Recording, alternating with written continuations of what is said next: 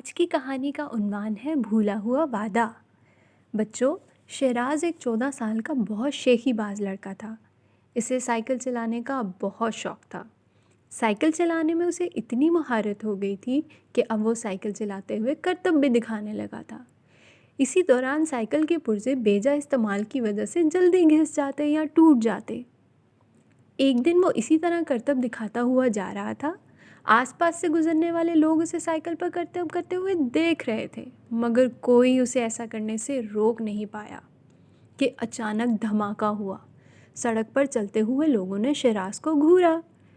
لو جی، پچھلے ٹائر کی ٹیوب ایک دھماکے سے پھٹ چکی تھی۔ شہراز سائیکل سے اترا، ٹیوب کے ساتھ ٹائر بھی پھٹا ہوا دیکھا۔ شیخی بھگاڑتے ہوئے شہراز گھر سے بہت دور نکل آیا ہوا تھا۔ اس نے کچھ سوچ کر جیب میں ہاتھ ڈالا تو 100 روپے کا نوٹ اس کے ہاتھ میں تھا۔ کچھ دیر بعد وہ ایک سائیکل مستری کے پاس کھڑا تھا۔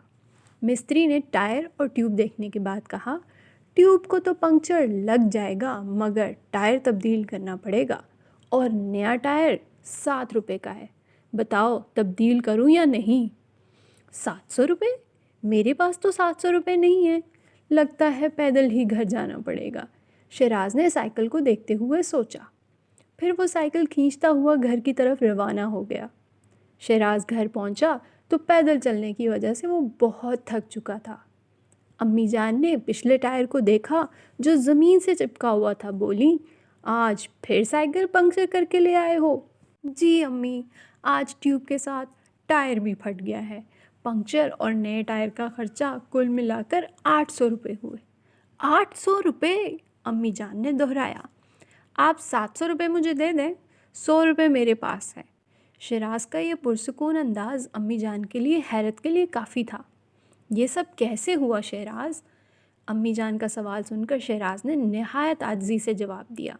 سائیکل پر سوار گھر کی طرف چلا آ رہا تھا کہ اچانک ٹیوب اور ٹائر دونوں پھٹ گئے۔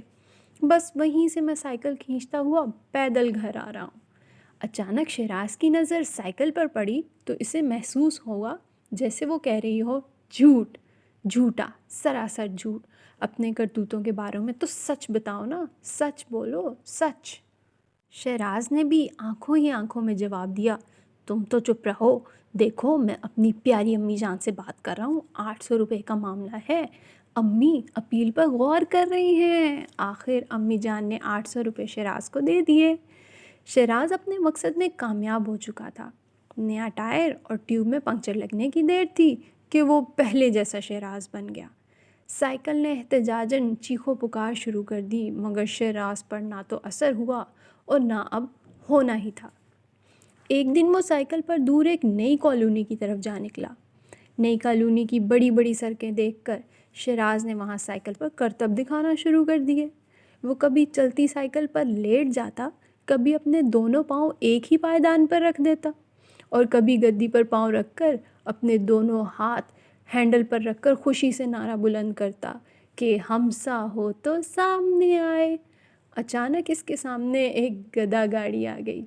وہ کوشش کے باوجود سائیکل پر قابو نہ رکھ سکا اور گدا گاڑی سے جا ٹکرایا۔ اس ٹکر میں شہراز کے گھٹنے پر چوٹ آئی اور سائیکل کا اگلا پہیہ بھی ٹیڑھا ہو گیا۔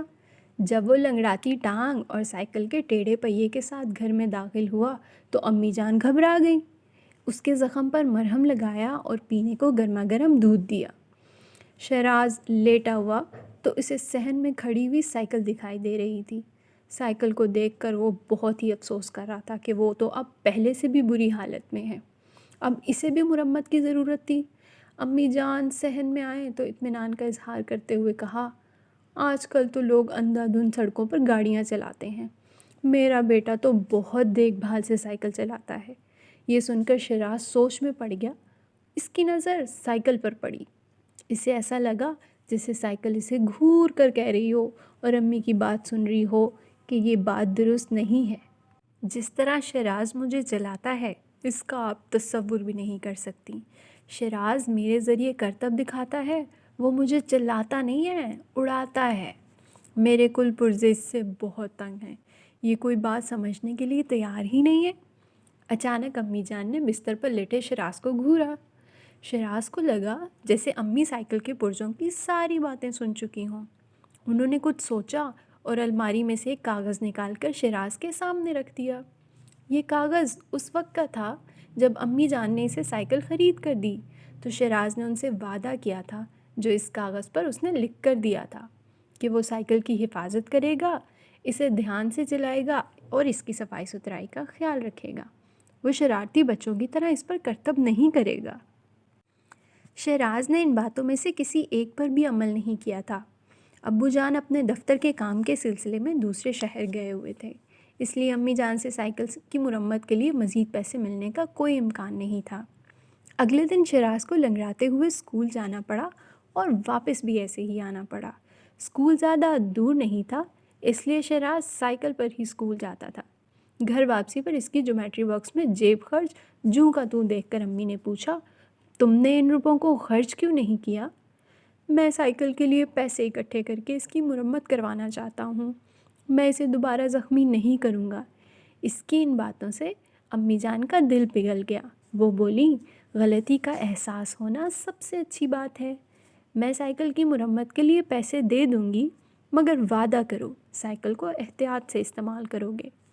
شیراز شرمندہ ہو کر بولا، میں وعدہ کرتا ہوں آئندہ اپنی سائیکل کا ہر طرح سے خیال رکھوں گا۔ شیراز کی یہ بات سن کر امی جان کے ساتھ ساتھ شاید سائیکل بھی خوش ہو گئی تھی۔